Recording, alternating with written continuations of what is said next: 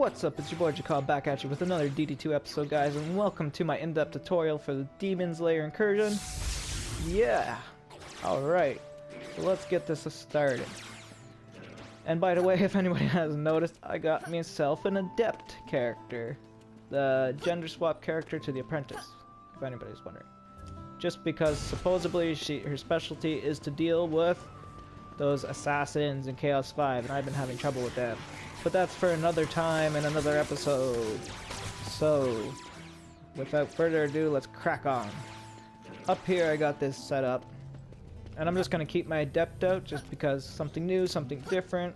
And I got the Doom Regalia costume for her. I got this Beastie Staff. But like I said, that's for another episode, guys. Now, in this episode, like I said, it's going to be an in-depth tutorial on all this stuff. Okay?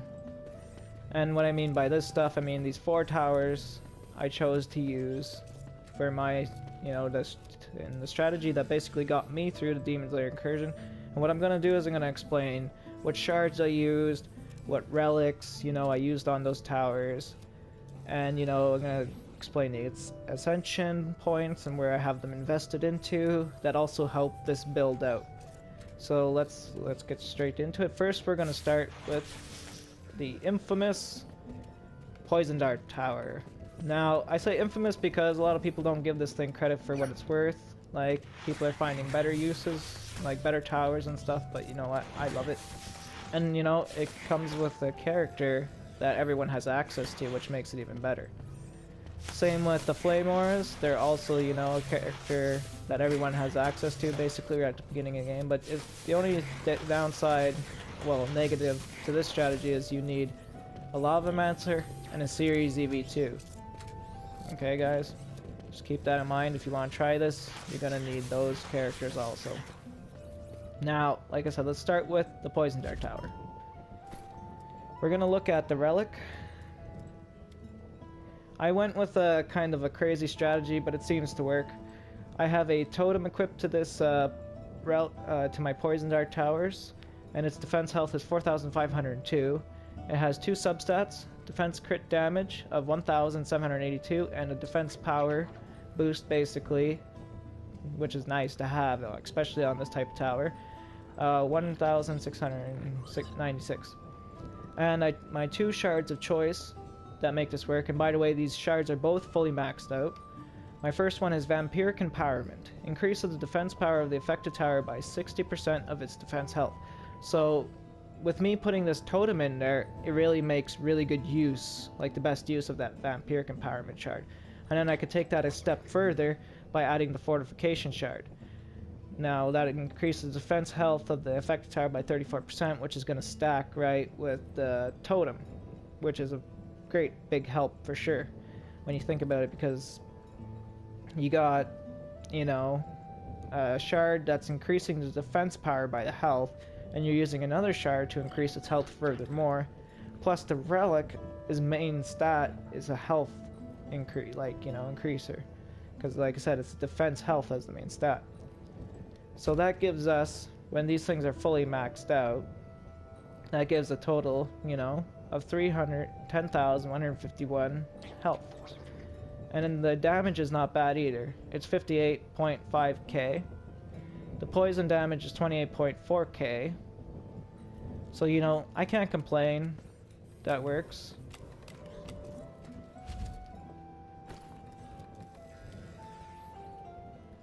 Let's see, where am I here?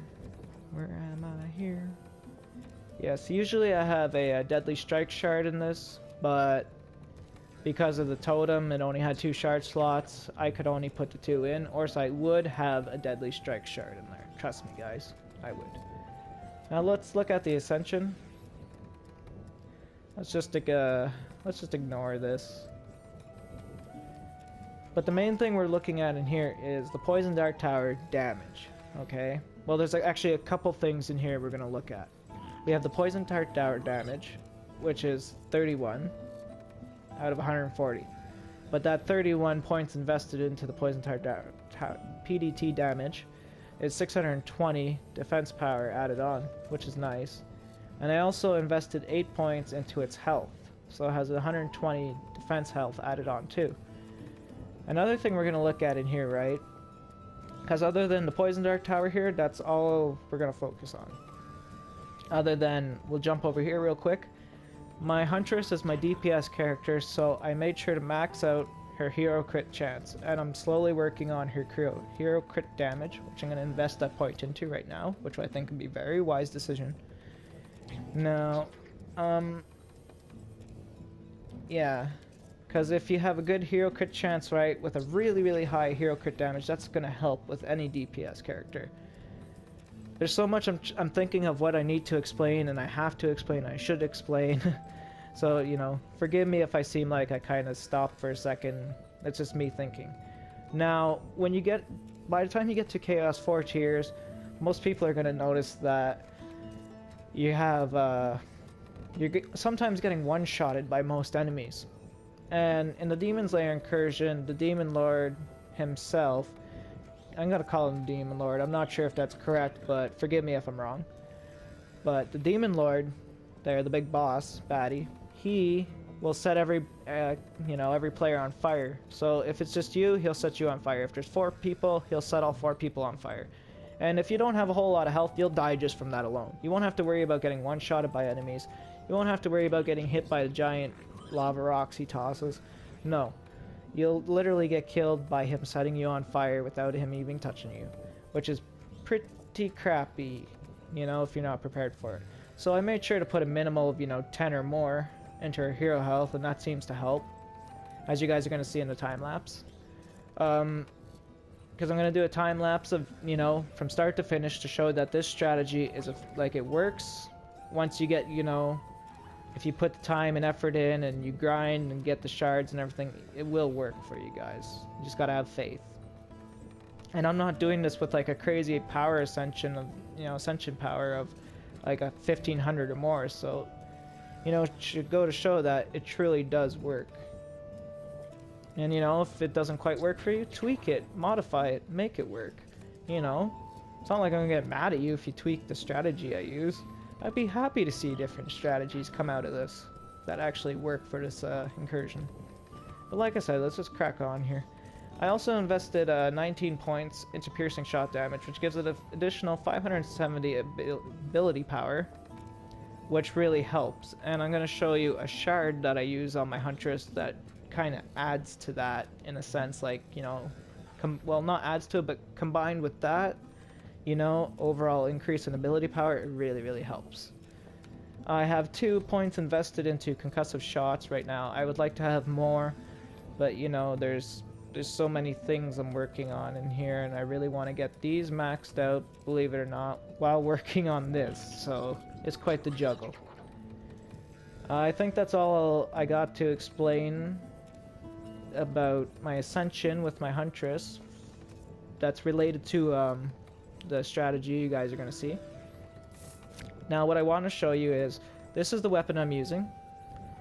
It's the bow I have equipped to right now. Its hero damage is 2,217. The storm damage is 1,864. Ability power 1,509. And that's going to make a huge helping hand when it comes to the piercing shot. So keep that in mind, guys.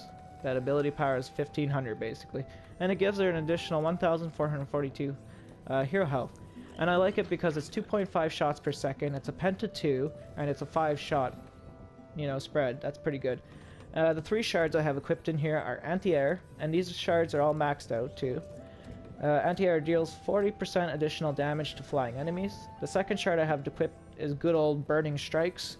20% chance on hit to burn targets, for 180% of your hero damage stat as magical fire damage each second for 5 seconds. Now that's always a great helping hand when you're building any DPS character. Unless you're trying to make an Abyss Lord into a deep... Well, actually it works good. It's the Beacon of the Storm, I should say, that does not work well with an Abyss Lord for some reason. I don't know why, it just does not. It doesn't proc every 1 second like it should. I don't know if they fixed that yet or not, but that's something, if they, by some magical chance, watch this video, and hopefully they do, because that'd be really cool if they did, trendy developers. Yeah, they'd see that that's a problem.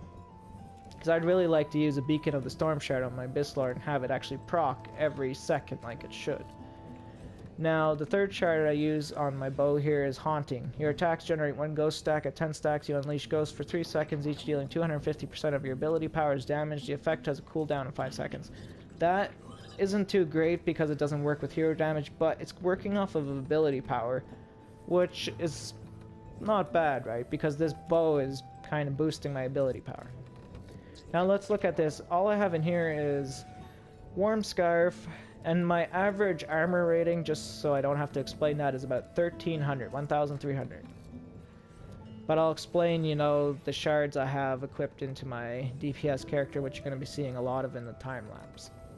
Now, I have the first shard is Warm Scarf, and all these shards are maxed out too, by the way, just so everyone knows.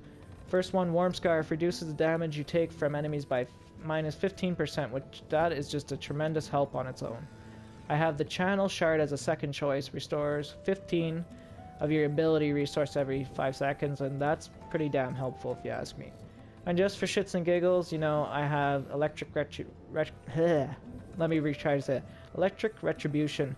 When you take damage, you have a 20% chance of dealing 425% of your armor and storm damage to your attacker. I do apologize if I stutter or misspell a word or missay something, because, like I said, I'm trying to think of everything I need to explain that would be very helpful and a good tip, you know, and explain all the shards and stuff like that. So here's where it gets interesting. Piercing Power. Increases the damage of piercing shot by 40%. Remember how I said in the Ascension, right?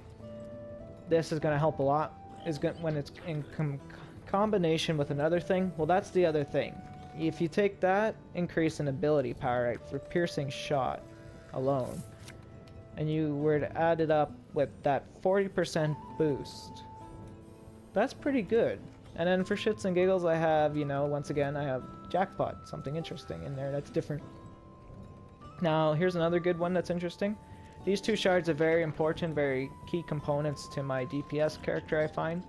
The Beacon of the Storm. Once per second, your primary attack spawns a lightning ball that deals 50% of your hero damage as storm damage. And that will bounce to 3 enemies before it despawns. So that is pretty useful. And like I said, this is a DPS character, so that's really going to help a lot, because the Burning Strikes works off of hero damage, and so does Beacon of the Storm. And like all good DPS, like hybrid builds, so this is a DPS character slash builder. Okay, just so everyone knows. And I have the Construction Shard as the other one in there. If I had a third slot, I don't know what I'd have, but you know what I mean. These are my two main go-to for my Huntress right now, for her gloves. And I have that maxed out, so it increases repair and upgrade speed during combat phase by 75%, which is a tremendous help once again. Let's see here. And in her boots, I just have Quake, which is... you have a 50% chance when landing to deal 250% of your ability power as earth damage to nearby enemies. And earth damage is also could be considered crushing damage if you have a frozen enemy, which you can crush them, like one-shot them if they're frozen, which is pretty damn helpful. And always a good one to have, which is an oldie but a goodie. Speed Boost. Increases your movement speed by 500. And the pet is completely up to you guys. I'll leave that one for you to decide. Because as you've seen, my pet ability doesn't really affect the boss, but you could choose something, you know, like a pet that has the Gato fireworks or something like that, right? A projectile attack that you could use to your advantage. So that one, like I said, I'll let you, the viewers, decide what you think would be a good pet to add into this combination, like with this strategy. Let me know down in the comments any suggestions, and maybe I'll get them, try them out, and we'll see how it goes, right? Because I think that'd be interesting. And like I said, my Poison Dart Towers, I showed you guys what's in there already. And I'm not really going to focus on anything that I'm not using in the strategy. Just so you know, there's no confusion and you're not rushing around trying to get this and that. You're just focusing on the things that are being used and, you know, implemented in this strategy to achieve victory. Now that's the Poison Dart Towers and my DPS character explained, which is quite a bit. Now we're going to look at the Maw of the Earth Drakes now. These epic things. Okay. So we're going to have to go to my lava my Lavamancer here. Now, like I said, we're only going to look at the things that are being used in the strategy. So the Maw of the Earth Drakes. I have a totem equipped to them that has a defense, a main stat, defense health, 4,418. Two substats. The first one is defense speed, 1,853. It's not saying it's not being applied, it's being applied, so I assume that defense speed is more than likely, in my best guess, is going to be helping with the petrify process, like how often it does that. And also it has defense power, 1,753 as a substat. I don't know if that's really good or bad thing, but it's there. The three shards I have chosen for my barricade here of choice for the strategy you guys are going to see is the first one is Explosive Guard. And I'll just go right to the middle one first because it's just a common one that most people tend to use after playing DD2 enough. They realize it's an excellent choice to put in your barricades. Fortification increases defense health of the affected tower by 34%. Okay. Now, I also have Explosive Guard and Shielding Guard. Now, let me read Explosive Guard. When the affected tower takes damage, it has a 35% chance to trigger an explosion and deal 500% of its defense health as damage to nearby enemies. Does not work with auras or traps. This does not destroy the tower. And that last part right there, this does not destroy the tower, is a very beautiful thing, I must say. And when you think about it, guys, 500%, and I'm not good at math, so if anybody's good at math, that'd be another thing I'd like to see posted in the comments if someone watches this video and they're a DD2 fan. What is 500% of 4,438,214? I would really like to know. It's probably some ridiculous, crazy number. But that's what the Explosive Guard shard would output when it like it procs. That's how much damage it's going to hit all the enemies close to it with an AoE explosion. That's pretty damn impressive, if you ask me. Now, I thought a really cool combo to go with that is the Shielding Guard. When the affected tower takes damage, it has a 25% chance to gain a shield for 250% of its defense health for 5 seconds. This does not work with auras or traps, which is understandable that it doesn't work with auras or traps. That's no biggie. But when you think about it, when the Shielding Guard's not active, there's always a 35% chance for that Explosive Guard to kick in when being attacked, right? So if the Shielding Guard isn't up, completely protecting it for damage until the Shielding Guard either wears off over time, right, that 5 seconds, or probably loses all of its 250% health, right? You know, whatever that amount might be. So like I said, they're kind of switching on and off, back and forth constantly, and it works beautifully, I find. It's a very wicked combination, very simple, you know, and I don't think either of those, all three of those shards are fairly easy to obtain. At Fortification you get fairly early on in the game, I believe, if I'm not mistaken. I'm not too sure where you get Explosive Guard or Shielding Guard, guys, but I know if you Google, just so you know, I won't have a link for it, but if you listen to what I'm saying real closely, you'll find it. You go to Google and you search, like, you can find the chart, basically. Some sites have they put together a chart, and I found one time, and that's how I know for a fact you get the Beacon of the Storm from Chaos 4, and you get Burning Strikes from Chaos 5. You also get a cool shard from Chaos 5 called Snakes on a Plane, which is for the Mystic and her Obelisk Tower, which is just amazing if you ask me. But I haven't got one yet. I can't grind Chaos 5. Not yet, anyways. Working my way there. But that is what I have equipped the Relic and the shards in my Maw of the Earth Drake on my Lavamancer, which is the barricade of choice I choose to use in the strategy you guys are going to see. Now let's look at the Ascension. I put a lot of Ascension points. I invested 44 points into the Earth Drake's health, and they get a whopping 1,320 defense health boost. And that's only 44. You know what I mean? It's still got a long ways to go. Other than that, I haven't, that's out of 20. I should really get off my lazy butt and put 20 points into that and just get it done and over with. I think that would be amazing help. Because I see those earth drakes sometimes petrifying flying enemies. They fall and hit the ground and die. It's quite amazing, actually, if you ask me. But that's all there is to it for your ascension points when it comes to your lava mancer for this build and the earth drakes. You just want to have, you know, as you've seen, a powerful, like a really strong totem with those shards. You can choose other things, but I do recommend a shielding guard minimal with the fortification. The third shard can be your choice if you really want it to be. Like, you know what I mean? If you don't want the explosive guard, you can have something else. But, you know, that shielding guard really makes hell of a difference. It procs quite often, even though it's less than the 35% chance of the explosive guard.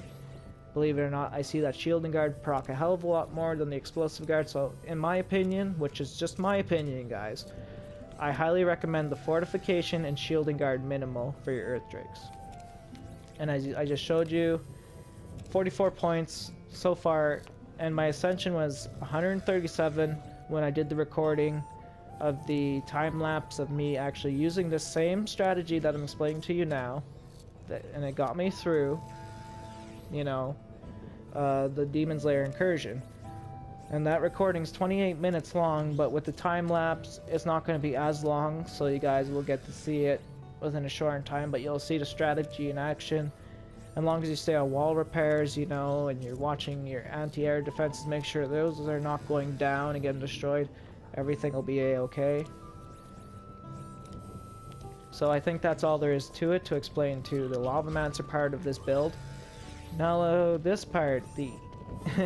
I love that little thing coming off the staff. That's amazing. Disappears.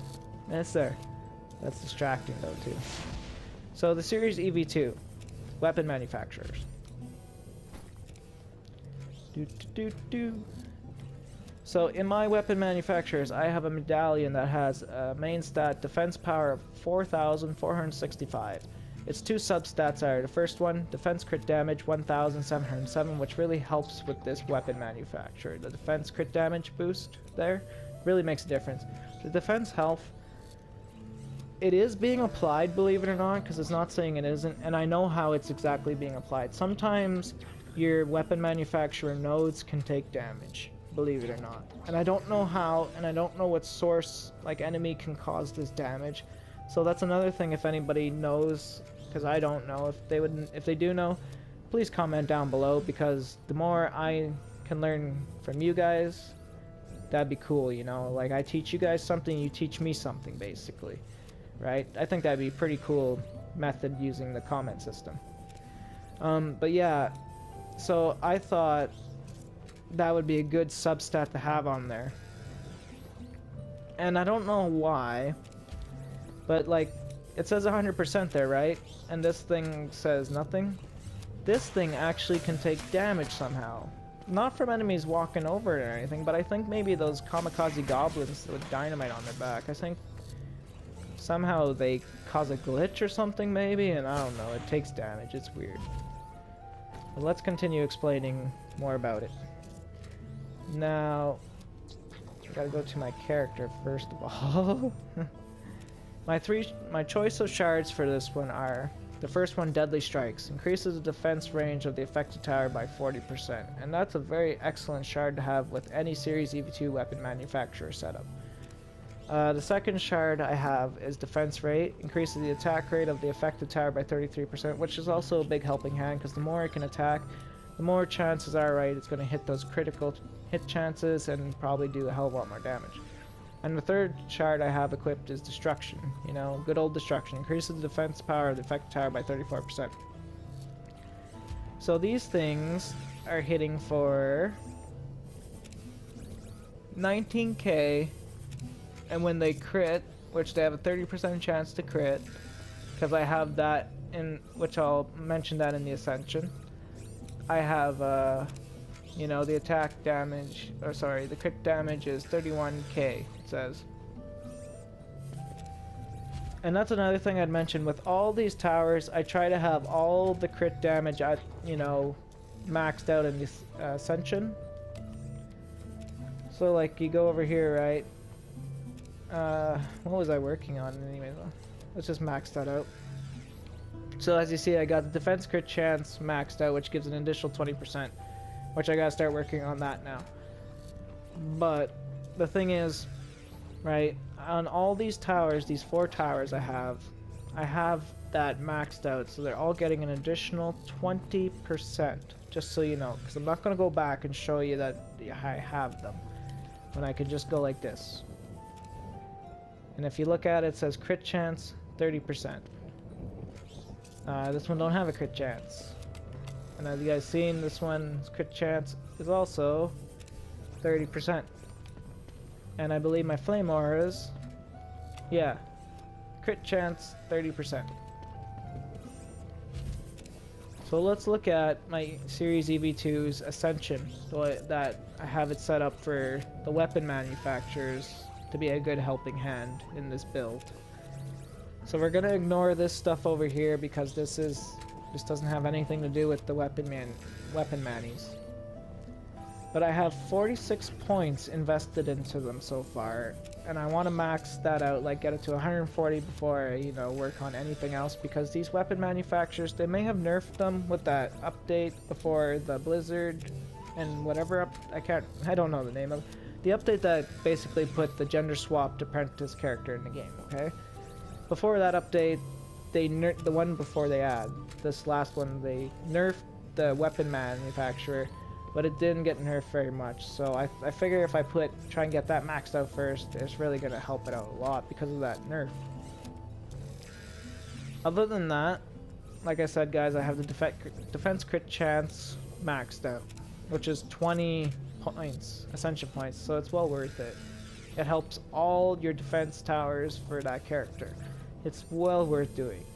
And if you're doing a DPS character, which I plan to turn this EV into a builder / DPS at some point, yeah, I already maxed out a hero crit chance. Other than that, I don't really have anything that really, like, I know there's a shard you can get that allows you to put more than 3 of these down, but I don't have that. I'm not that cool. But last but not least, the good old flame aura, which used to be something else, and then they updated it, and then it became a flame aura. Yay! But anyways, these things are hitting for, when maxed out, 69.4k, and the crit damage is sadly a little less than that. It's 59.3, which is sad, very sad. My kitty cat's freaking out. It's so sad, so sad. But anyways, enough screwing around. Let's go over here to the monk. And in my flame auras, I have a medallion with a main stat defense power of 4,256. I wish I had a better one, but that's all I got at the moment. And it has 2 substats. First substat, defense crit damage, 1,775. And even with that substat boost for the defense crit damage, it's still not higher than the main DPS damage, which is hilarious.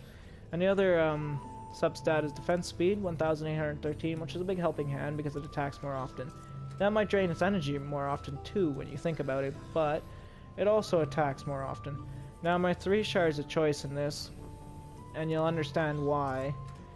The Empowering Flames, once you get it, it's a very awesome shard to have for any Flame Aura build, basically, because the Flame Aura increases the damage of heroes standing inside it by 25%. So if you're using your monk character, right, you could just sit there and smash them to death with your weapon, use your abilities, right, or if you're using like your secondary attack and main attack, basically it's the only thing I think it works for, because it says heroes that increases the damage of heroes. So wouldn't that be like a hero damage increase? I'm not too sure. If anybody knows that, they can also comment that down below. I'd greatly like to know what that is referring to specifically, if it's ability power or if it's just your hero damage. But I'm thinking it's just for your hero damage. But yeah, that gives you a damage increase of 25%, which is pretty good. And then the second shard of choice, which is kind of a no-brainer, Destruction, increases the defense power of the affected tower by 34%. Which is, you know, if you don't have a lot of shard choices or really good shard choices, that's really a good way to go. Pretty easy to get your hands on a destruction shard, I must say. And fortification, now this is the one I said you'll understand why when I explain it. I have that in there because my, like as you see at full upgrade, you know, tier 5, they have 125. That's not very much. It's not very much at all. I'll show you what I mean. Without any upgrades, they have 89. Full upgrades, 125. Big difference there. Big difference. So, yeah. That's why I put the fortification shard in there, because that actually boosts it up a fair bit. Believe it or not. And the way I have the ascension set up for the monk, because you will see me using him running around in the time lapse, so I will explain some of the things how they're being effective as they are. But let's look at what's important, the tower. Let's look at that first. Flame aura damage, I have 38 points invested into that. And I only have 6 invested into the flame aura health, which is why I have the fortification shard in there. So hopefully that makes more sense to anybody watching this video. You know, until I get that like pretty much capped out and has a nice big boost, right, just from the ascension points alone. Yeah, I'll probably be rocking the fortification shard in there. And that's all there really is to that, because I don't use any other tower from the monk in the strategy other than the monk character himself. So let's look at that. His armor and stuff gives him a good health boost and everything, which you're gonna see. He can take quite a beating, you know, before I have to swap out to another character or try and heal. But I only have 5 on his hero health. I have 3 on the hero damage. I have 3 on the pole smash, which some people be like, well, why don't the pole smash is awesome? Yeah, I don't disagree. It is awesome, but you only get so many ascension points at a time, and every time you level up, it's like in only one of these columns, you know, these trees. So not really a tree, one of these sections. So like you can't exactly, you know, just yeah, I got everything. But I do have 31 invested into the Chi Blast, because I want my monk to be nuclear with his Chi Blast. Just blast away a wave of enemies. Just one Chi Blast. I think that'd be epic. And this is also another one, guys, you really want to max out. It's only 20 ascension points, and it's well worth it. It's the heroic boost damage. Heroic presence damage boost percentage increased by, right now I have 4, so it's at 0.4%. So my guess is when you have it maxed out 20 out of 20, it's going to be an additional 2%, which could make all the difference.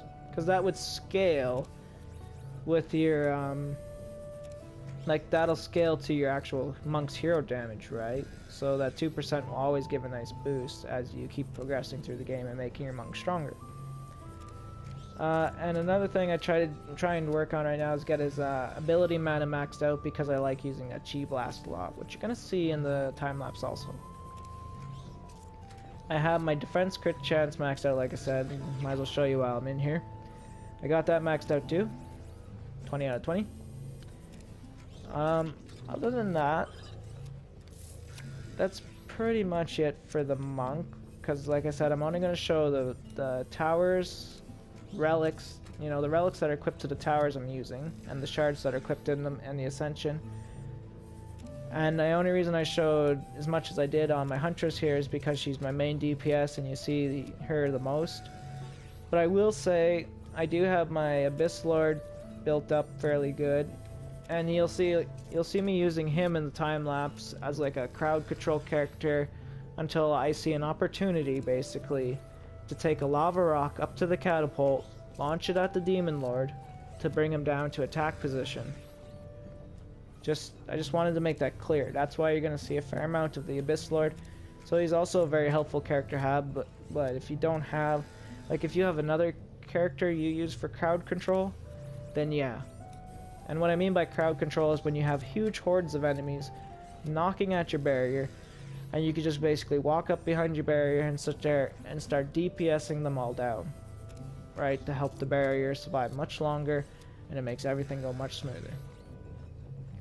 So yeah, that's why I thought I'd explain that real quick. So that's the 4 builds. Well, not the 4. What? Oh my god, I have too much on my mind just trying to think to make sure if I explained everything here. These are the 4 towers. So I'll go over this once again before we get into the time lapse and pretty much near the end of the episode after the time lapse. We got, this is our barricade of choice right here. The Lavamancer's Maw of the Earth Drake. Okay, I'll just pop it up like that so you can see. This is one of our I guess, what is it? It's a node. It's not even an aura or considered an aura or a trap. It's a node. So the series EV2 weapon manufacturers, but you'd place 3 of them, as you're gonna see in the time lapse, showcasing the strategy actually in use. So the weapon manufacturers from the EV2 are gonna be very, very helpful, and you'll get to see where those are placed at the end of the time lapse. But I thought I'd just show at the beginning of the time lapse, right, how effective this strategy is, and you know, if you stay on top of your wall repairs and you know, you make sure your anti-air don't die, yeah, you'll be good. And these are what I like to call camper killers. As stupid as that sounds, that's exactly what their purpose is in this strategy. They kill the the enemies that are ranged attackers, and they like to camp, like say for example, your barricade's over. You know what? Let's just do this. Can I put this here? Thank you. I'm trying to show something. Now say that's my barricade, right? That's blocking the lane. You got ranged enemies, right, that will be attacking from the distance, you know, doing whatever damage they can every now and then, right? And basically, you got a super strong skeleton just deflecting a Gato Metsu Hadoken. I said that right. But yeah, that's what these are for. They're camper killers. Because I'll show you where to place these in the Demon's Lair Incursion to make the best use of them to kill off those ranged enemies, so you don't have to worry as much about them. You still might have to do a little bit of work and kill them every now and then, you know, when they build up, but this thing will help keep them in check so it's not as difficult for you. So I explained the purpose of these 3, and like I said, these are critical. You know that these have lots of health. Stop clawing at that, you. You know what? You're just annoying. But yeah, these are your anti-air basically, and you'll see where those are placed also in the time lapse and near the end. And you only need 2 of them, surprisingly, if you do it right. So yeah, we're gonna crack on once again, and we're gonna get straight to the time lapse. I will see you guys there. Alright guys, here we are at the Demon's Lair Incursion. I have my defenses set up. And we'll do the time lapse, and then after that, before we, you know, exit out of here, I'll basically, you know, show you guys the whole layout, like, more better. But like I said in the first part of the episode, after I did all that explaining on everything, you know, my shards, ascension and everything, and the defenses I'd be using, this is where we're at. So, let's just get to it.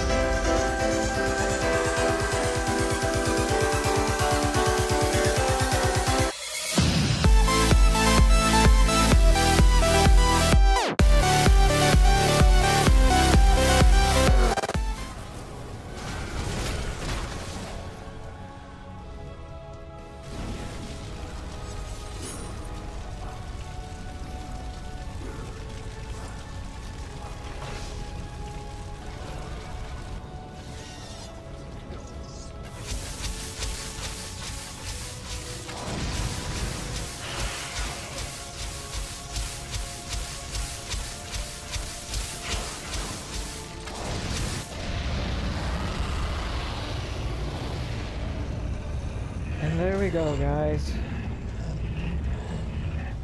That's my strategy.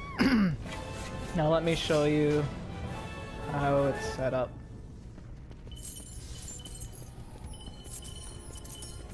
So I practiced this map enough times solo, believe it or not, to literally memorize all the locations of the camping, like the ranged enemies that will camp out. So this is one of them right here, guys, on the steps, if you can remember that. And then the other one, as you guys seen, is this general area. I got it a little bit off with that one, but you know what I mean? If you were to put your flame aura there, I think it would do much better. This is how I placed my weapon manufacturers. I put one node down here. I put two of them up here. And because of the deadly strikes, right, these two here can reach fairly far and help out this one, and this one kind of starts putting lots of damage in on all the enemies. Now over here, this is where, as you guys seen throughout the time lapse, this is like one of the main spots for the camping enemies. So like this general area here, so you really want to, you know, like I don't have a deadly strikes shard in my flame aura. If I did, it'd probably do much better covering this area. I really do think so. Over here is where they seem to like to camp, from what I memorized over enough times practicing. This seems to be the ranged enemy's favorite spawn to camp when they come through this lane. And the same dealio, guys. Got one weapon manufacturer node right here. And you also have the two up here, right? They're both sending their waves out. And I think it goes, yeah, it goes past, so it covers the whole blockade fairly good. And as I explained before, I beefed up my poison dart towers just so, you know, they'd be able to do the job and withstand damage and hopefully take the enemies, like all those flying enemies, out. And other than that, like I said, 4 towers arranged in, you know, a specific way, in a specific layout that seems to work pretty good, as long as you stay on top of wall repair, which is a given in any chaos tier. Gotta remember that one, always. And if you do, right, you'll more than likely get through the map, or the level you're having issues with. So let's go see what we got.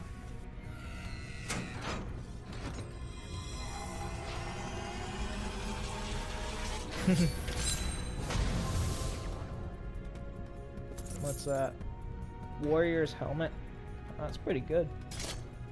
I like that.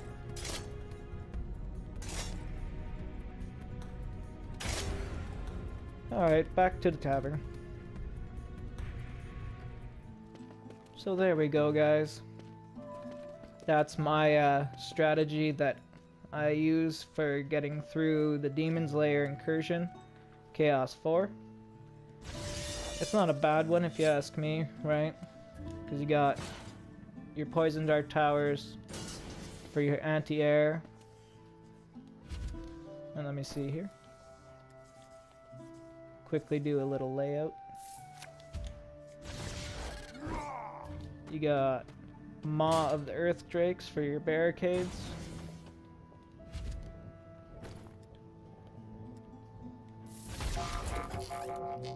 You got the weapon manufacturer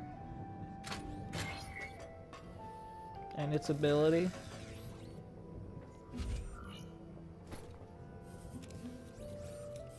And I just want to switch back to my adept here. She's so awesome. And yeah, like I said, the flame auras. Very... Whoops. There we go. That's much better. Alright. So like I said, those are the 4 things I used, and they got me through a lot. And especially this incursion, as you just seen. Hopefully you guys enjoyed this episode. It's been fun. And like I said, I thought I'd actually do an in-depth tutorial because someone posted well, commented on one of my my videos there for DD2, and yeah, it was a negative comment, but I found some positivity in it, you know, and I turned out to something good, and I thought I'd do it, and, you know, come up with an in-depth tutorial. Hopefully you guys enjoyed, and hopefully this helps out, and hopefully clears some things up. And I hope everyone has a great day out there. I'll see you guys in the next one.